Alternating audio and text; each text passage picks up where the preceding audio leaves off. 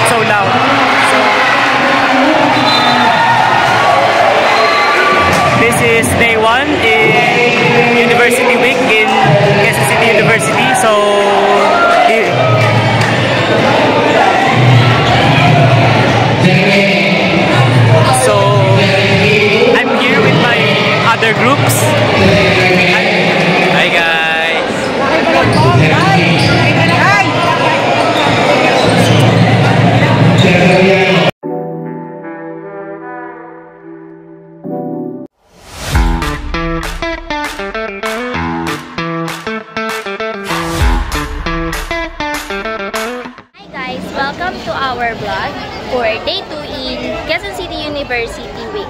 And I'm with Peter Cendric Lozano. And we are at Quezon City University stalls. We apologize for not having an eventful video during our first day in University Week since we're having a hard time filming since as our ROTC students, we have a task as a cadet and cadets to fulfill, and we had to welcome our President, Dr. Teresita Atienza. Hi guys, we're here now at the basketball and start versus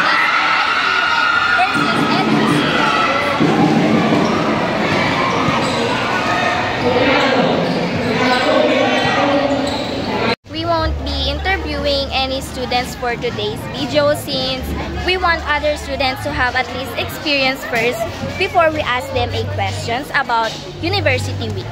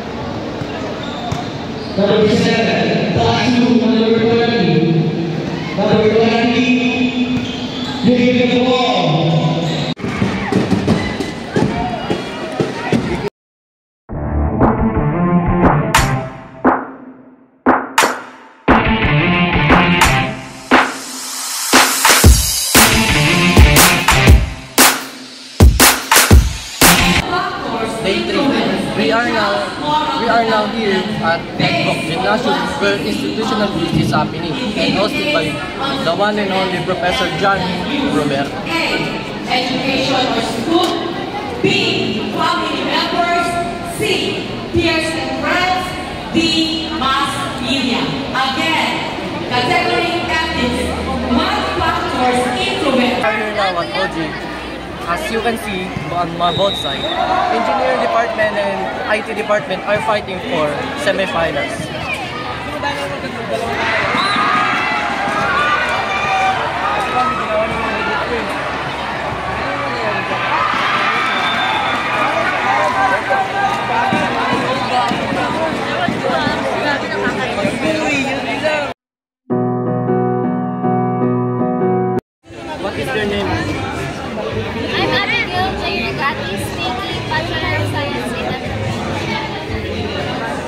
Second question.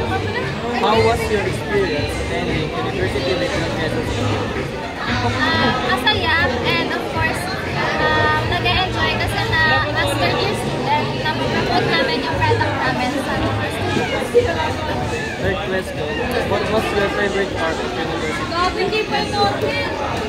Ano nga, so, I'm a third year student and required sa amin na mag-mentor. And masaya yun for me kasi madaming walk-in as customer, madaming incoming sales, and madaming nakakakilala sa product. Fourth question. What are your expectations and what would you like to improve in this event to make it more interesting?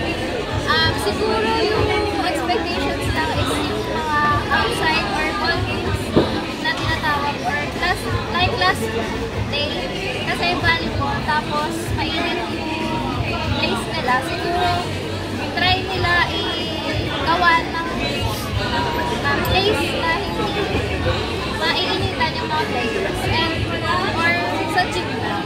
Thank you po. This is the 5th day of University Week for awarding. My name is Lorenzo D. Rendon. My name is Marquez Guerra. My name is Prince Salazano. And the other team. Other two, Mirna Halasgo and Peter Lozano. And this is the group of Purposive Communication. See you. Goodbye.